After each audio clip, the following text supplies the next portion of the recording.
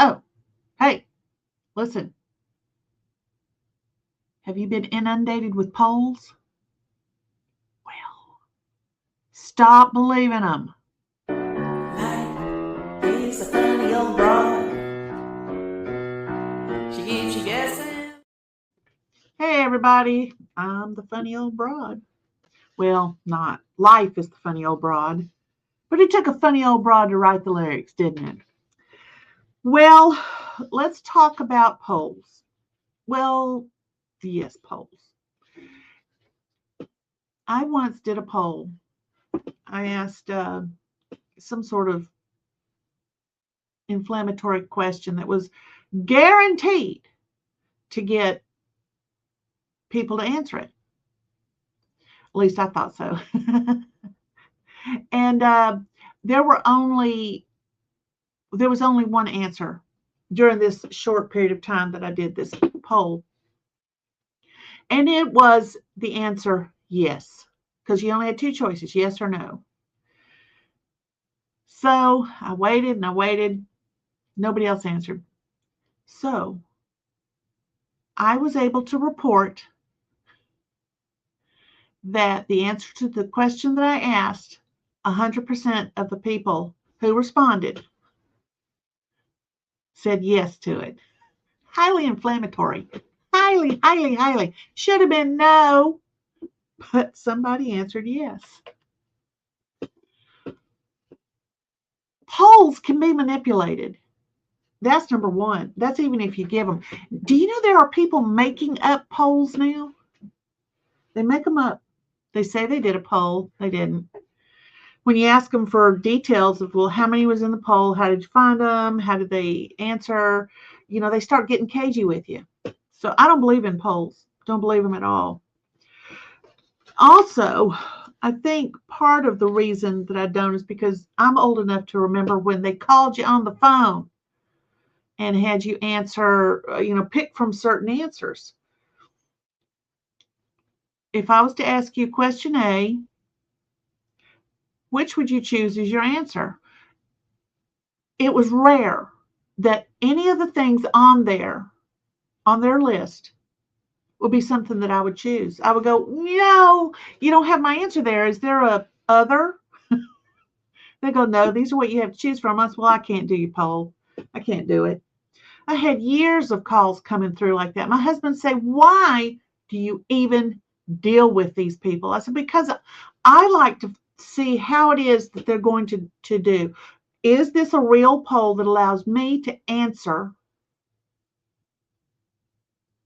according to me? Or is this somebody who's giving me two things, yes or no, or category A, category B, category C, category D, all of which fly in the face of anything I would ever answer for that. Y'all are just trying to get support for your thing. What is this about? They'd hang up. So see, I'm old enough to remember that people who call for the polls, they were sneaky. And it's not that the people themselves calling might be sneaky. They don't know. They're just being paid to make a phone call. Dial the damn number, ask the damn question, record the damn answer. We'll figure it out from there, says their bosses. So that got me to thinking, because I saw this, somebody posted something. I love when people post stuff online. I see a lot of stuff that I wouldn't see in a timely fashion.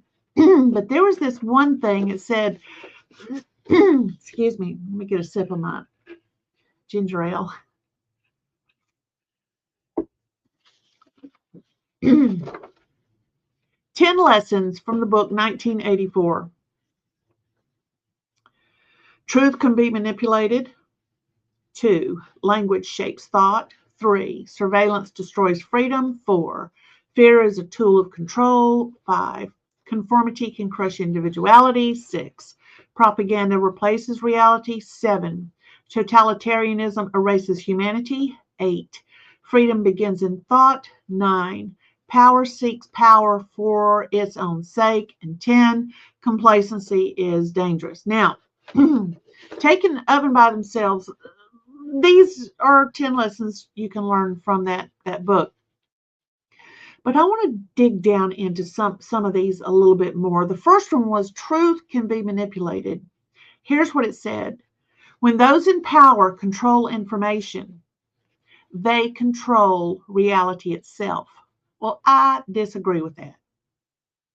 I disagree with it.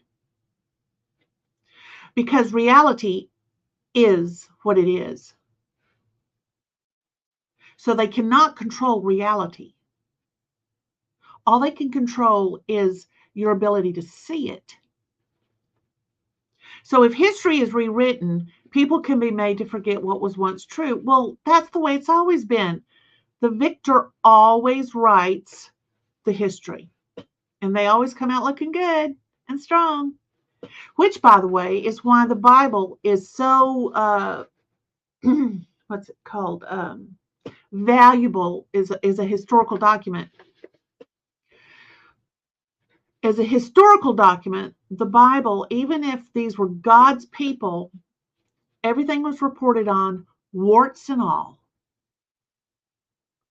Even if it was somebody claiming to worship Jehovah, Yahweh,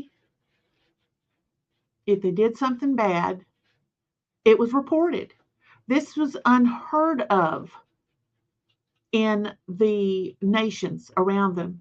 Whoever won a battle told the story, and that was what it was going to be, and that's how it was going to be listed.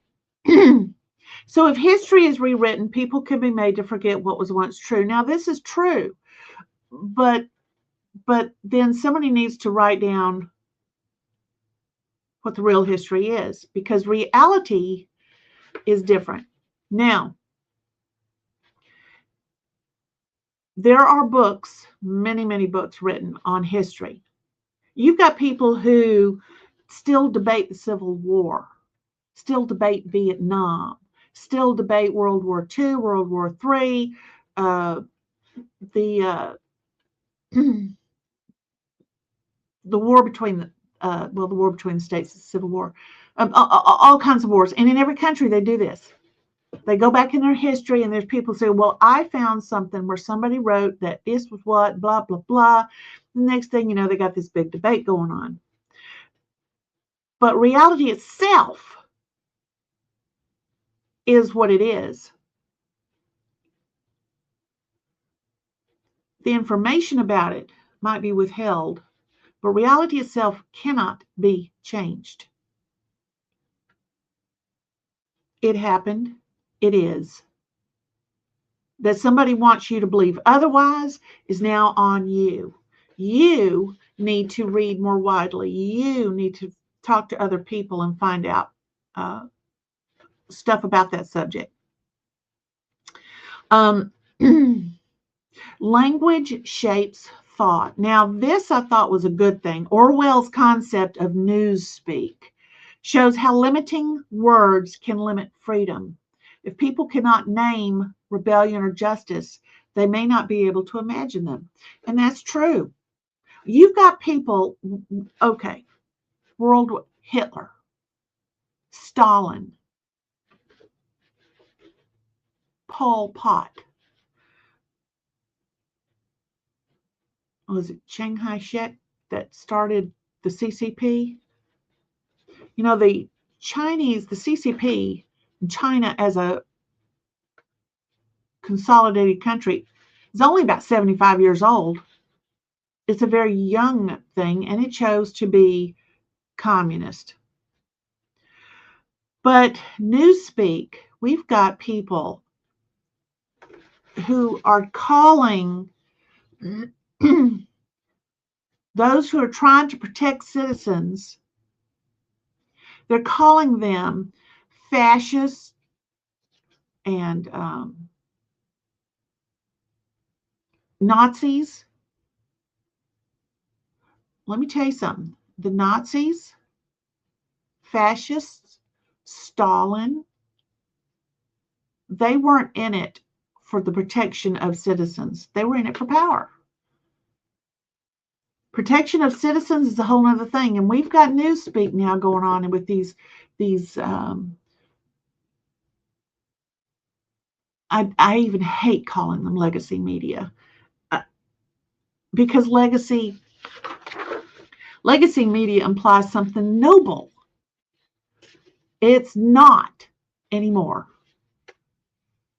So we've got the likes of, I'm just going to call it out, Caitlyn. What's her name? Caitlyn on the news. Caitlyn, I forget her name. She's on the news. Not the basketball player, not the female basketball player, but Caitlyn on the news. Gosh, what is she on? CNBC, CNN. See, I see her face and I just hear blah, blah, blah, blah, blah, because it's just a bunch of news speak that comes out of her mouth, designed specifically to get you to not believe what your eyes are telling you and what your ears are telling you. So I can see that language does shape thought.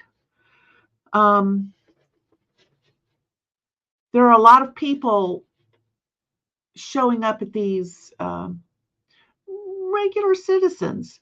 I know there's a bunch of people being paid to go to the ICE things and do their jig and holler their words and all that sort of thing. And I know there's some who are ramping up the violence of them, and they're being paid for it. But there's other folks that really and truly believe that these ICE agents and the police that help them are trying to destroy, when in fact they're trying to keep these other people from destroying freedom and peace and safety. So language does shape thought. I just wish more people would give that thought, but they just don't. Let's see. Surveillance destroys freedom. It strips away privacy, individuality, and trust. Yes, I totally see that. At the same time, the surveillance of CCTV has caught bad guys. It's just they didn't know that there was surveillance there. Oh, man. Number 4, fear is a tool of control. The party rules not through love or loyalty, but through fear, punishment, and terror. Yeah, I can see that too. Even if you are doing what is right, but the powers that be don't want you to do what is right, you have that fear that they'll catch you doing what's right, and the fear that you will be punished and then maybe even tortured. So there's a terror there too. So they want you to stay scared. They don't care why. They don't care why. Conformity can crush individuality. Yeah, I can see that, but at the same time, conformity to what? That's the question that needs to be asked, because there's nothing wrong with conforming if that conforming is within the bounds of a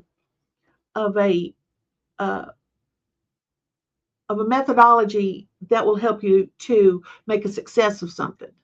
It's like when you go to the grocery store, you don't sweep up the sugar from the floor and carry it home in your hand, because the sugar is in a bag that's been glued shut on both ends. 4-pound bag, 3-pound bag, 5-pound bag, a box of sugar cubes.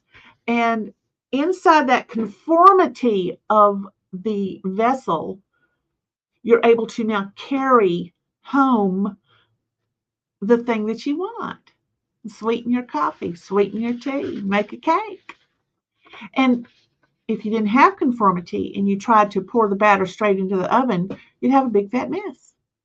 So you put it into a conforming pan that will conform to the shape of round or square or rectangle or a heart. You see? So conformity is not always a crushing thing. So I would have to think that might need to be rethought. Propaganda replaces reality. Yeah. War is peace, freedom is slavery, ignorance is strength. We pretty much hear this crap now. We pretty much are hearing this crap now. The endless repetition of them can make people accept the contradictions. And I can see how that could happen. So, that's good. Number 7, totalitarianism erases humanity. The party's ultimate goal is not just obedience, but domination of the human mind, destroying even private loyalties and emotions. Yeah, that's why they start with kids in school. Let us know if your mom and dad don't agree that it's okay to be transgender or a homosexual. And then the kids go, hey, mom, dad, do y'all believe in this? Do y'all believe in that? Oh, no, son. Oh, no, daughter. And here's why. Kids aren't going to remember that. They're going to go to school and they're going to tell the teacher, mommy and daddy doesn't believe in that. We do because we know better. Shh. Don't tell your mom and dad.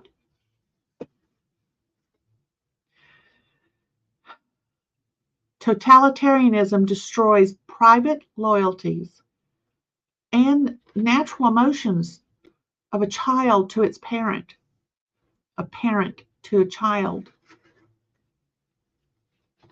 married couples. It destroys the family unit. Freedom begins in thought. Freedom is the freedom to say that 2 + 2 makes 4. Independent thought is the first step toward resistance.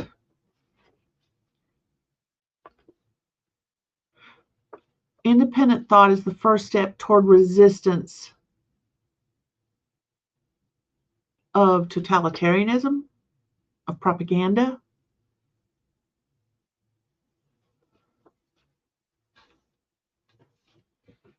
Yeah, I can see that too.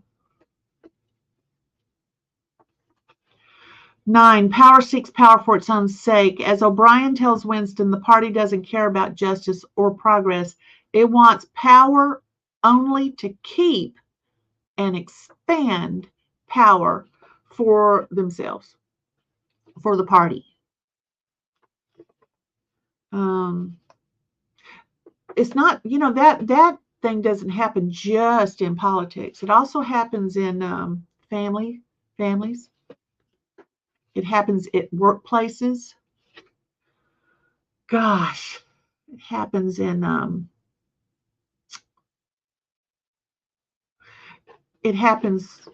within the dynamics of a neighborhood, in an HOA.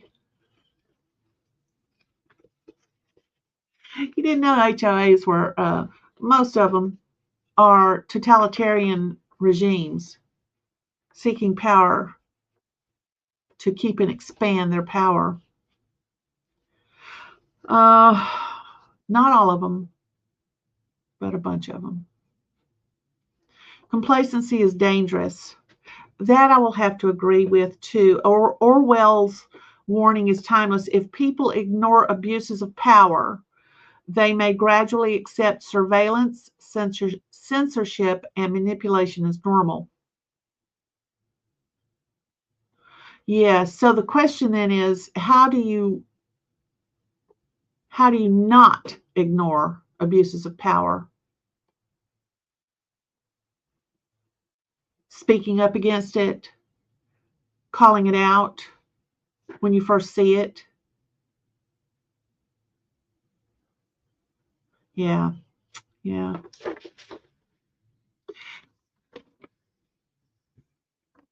You know, polls and the totalitarian thought process and the Antifa things that are going on now, they all have something in common. What they have in common is wanting to manipulate what you, who they see as your enemy, actually thinks and is willing to accept about them. So they're constantly tweaking their message, you see, to find what works on the next group. So they tweak the message and they tweak it and they tweak it and they tweak it and they tweak it every time. And it's like, oh no, I didn't say that. What I said was, and then they lie. And they'll even bring out recordings that have been manipulated to show them saying what they have said. They said, when in fact, you go, I know for certain I heard it. And you can't tell me otherwise. But can you prove it? No. They don't care. They want you just, that's why these polls, who do you like more? Who do you think is doing a better job at this point in their presidency than the other person at the same point in their presidency? Or whatever it is. Pay very close attention to how the question or statement is worded. Try to restate that as to how you're thinking about it and see what the other person says. You'll find that you're often being manipulated, whether it's through a poll. These polls, they show up on Facebook and Twitter and stuff like that, and they'll say things like, situation number one, whatever it is, situation number one happened. Are you for it or against it? Well, the way it's worded, you may say, well, I'm for it. Yay, I'm glad it happened. I support it. But you start looking at the question a little bit closer, and you realize there's a lot of information that isn't there. It's not there that you need to know. Have you ever seen one of these things where there's something's blacked out, completely blacked out, and they've got a square over here that they'll show, and from that square you are to guess what the whole picture is about. I love doing those things because it's really funny, some of the stuff that you can come up with. And you make a guess and you go, oh no, that's not it. Or, well, possibly, maybe, but not definitive. Bing! They open up another square. Now you've got two squares that you can make it, you can see how do they go together, and you're going, there's just no way these things are going together. I can't even figure this out. Bing, bing, little by little, they open up so that you can see the whole picture. Isn't that awesome? And as each little square gets opened up and then some join together, so finally you might have several joined together in different patterns, you're going, oh, I think I know. And those that catch it quicker and they answer the question, and identify what the whole thing is, they win. And you're still sitting there shaking your head going, I just don't get that. I don't get that at all. What? Where do they come from thinking that? Then they light up all the squares. Dad blame if that person wasn't right, because he imagined his eye. He put it together in his mind's eye, and he can imagine that that's where it was going to go. Well, some people can do that better than others. Now, there's some things I'm good at with seeing patterns in human nature and that sort of thing. But don't ask me to, like this thing behind me, if you were to black it all out and then just little by little show me little pieces, there's just no way that I would be able to put it together and say it's about this thing. This is what it will do. My brain doesn't work with images like that.